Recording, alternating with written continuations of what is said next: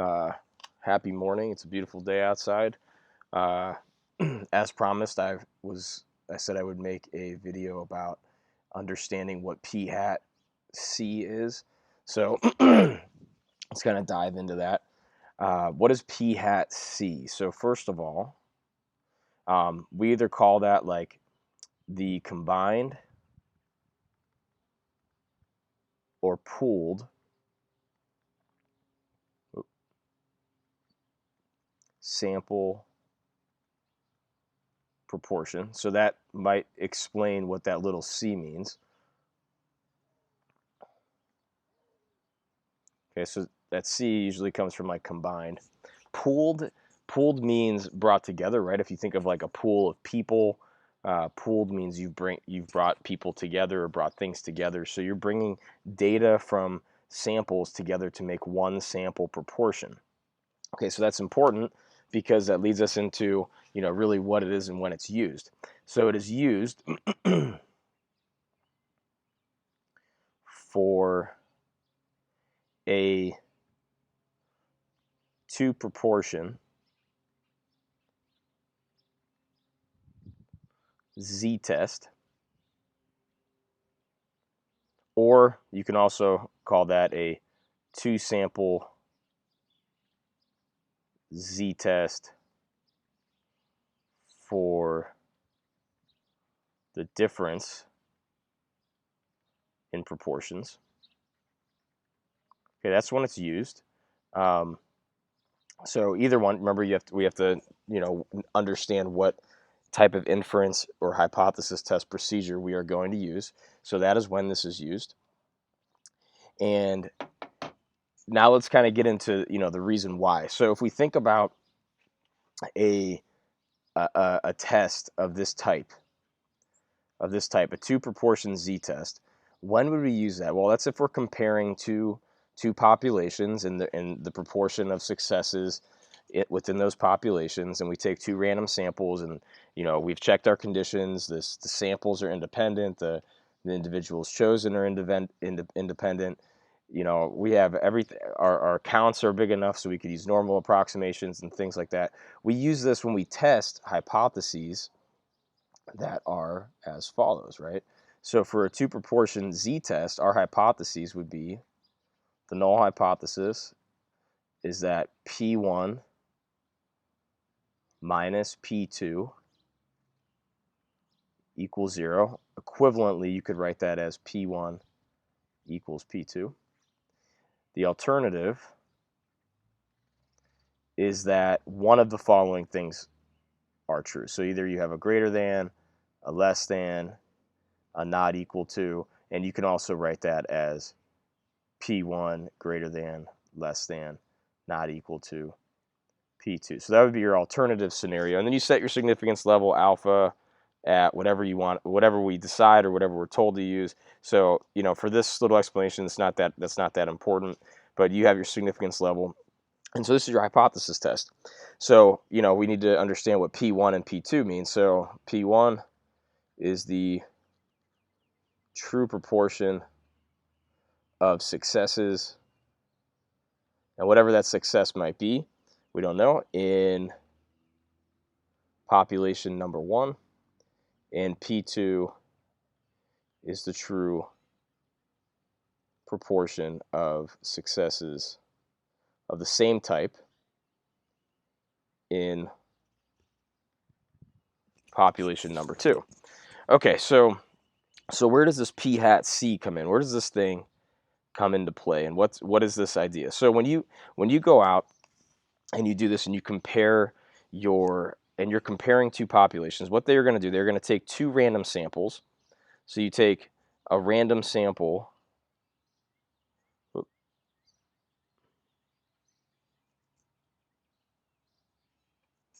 Sorry about that.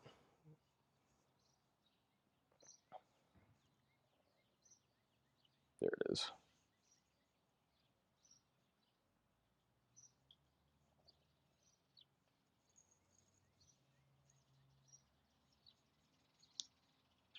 Okay. Undo all that. Sorry.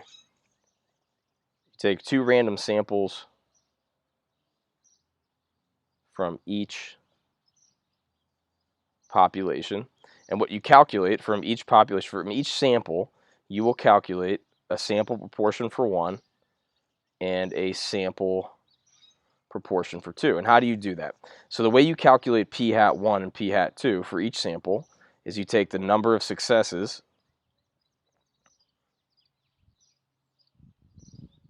in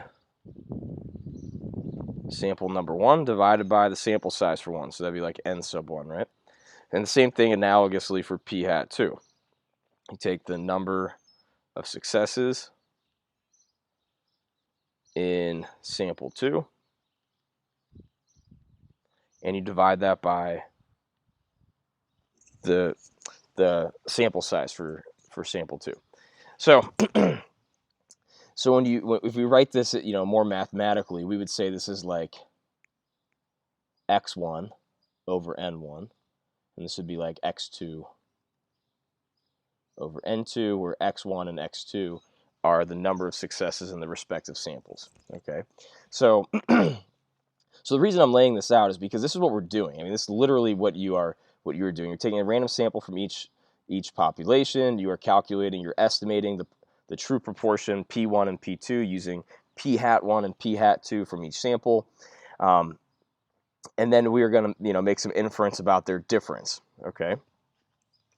So P hat C comes into play right about now, after you have your data, and P hat C is based on your initial expectation, which is your null hypothesis. The null hypothesis, what do we assume or expect to be true about these two populations? We expect there to be no difference in their proportion. So what does that mean? If there's no difference, what we are really saying right here is we expect P1 and P2 to be the same. And that's important because that's when we expect that leads us into why we use P hat C for some things. So P hat C, since we expect our populations to have the same proportions of successes, what we do is we kind of treat these two samples as if it was one giant sample from the same population, okay? Because if these two populations really have the same proportion of successes, then it didn't really matter where we took our sample from, right? We should get reasonably about the same proportion in our sample. So P hat C is calculated by the total number of successes in both samples, the total combined. That's why it's called the combined proportion or the pooled proportion, divided by total sample size. Okay, so that looks like mathematically x1 plus x2 divided by n1 plus n2. That's what that looks like, and that's how we calculate. We just literally you pull your results together, and the reason we do that is because this thing right here, this statistic,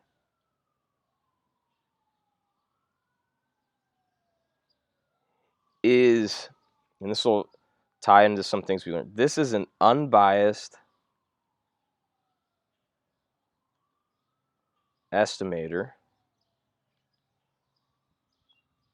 of the proportion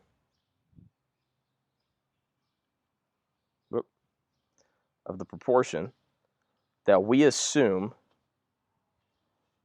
P1 and P2 are equal to. So of the proportion that P1 and P2 are equal to.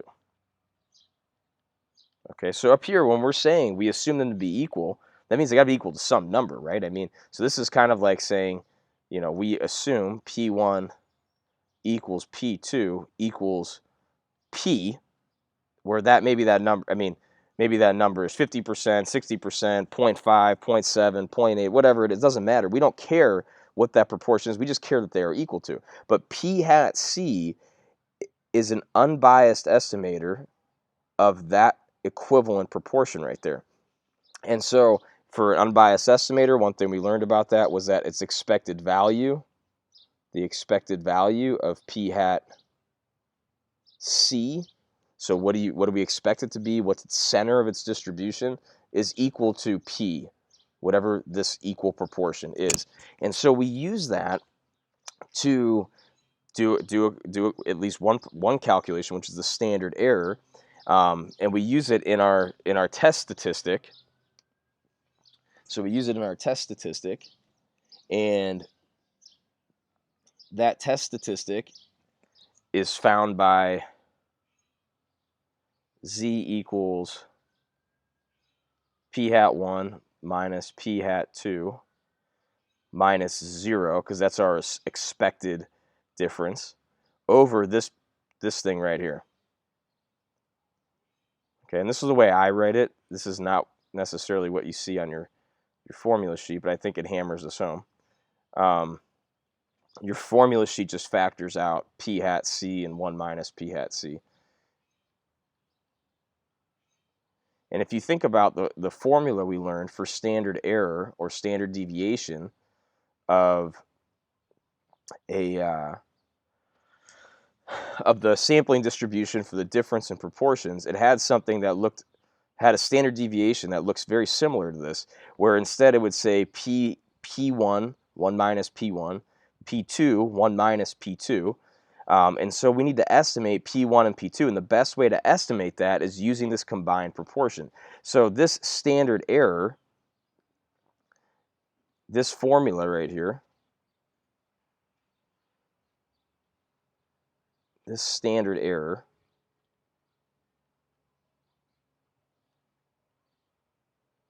approximates this thing, which is the standard deviation of P hat 1. And this you will see on your formula sheet, approximates this thing, which is P1, 1 minus P1 over N1, square root of all this stuff, plus P2, 1 minus P2 over N2. Okay, since we're assuming that P1 and P2 are equal to each other, then it makes sense that we should use the same number in each of these locations, okay? And that's why we use P hat C, and that's how we calculate it. That's the theory behind it. Your calculator will calculate it for you if you enter in your data correctly and things like that. I'm just going to go ahead real quick and do an example, but that's the purpose of it. It's an unbiased estimator of whatever proportion we assume they're equal to, because their difference is assumed to be 0. It helps approximate this standard error pretty well.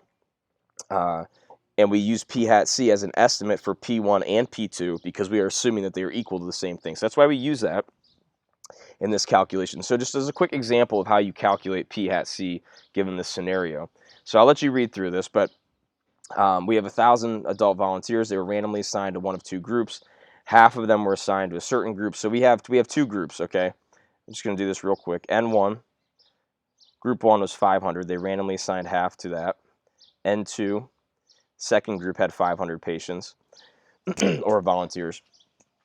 And at the end of 6 years, they found some data. What did they say? They're interested in these effects on developing colon cancer and things like that of these drugs. At the end of 6 years, 15 of the people who took the low dose aspirin had developed colon cancer. So for group 1, X1 would be 15. And for group 2, X2 would be, we have 26. So in this context, I'm not going to, like I said, this problem, this would actually be a good problem for you to practice a two proportion z-test, set the whole thing up and run it.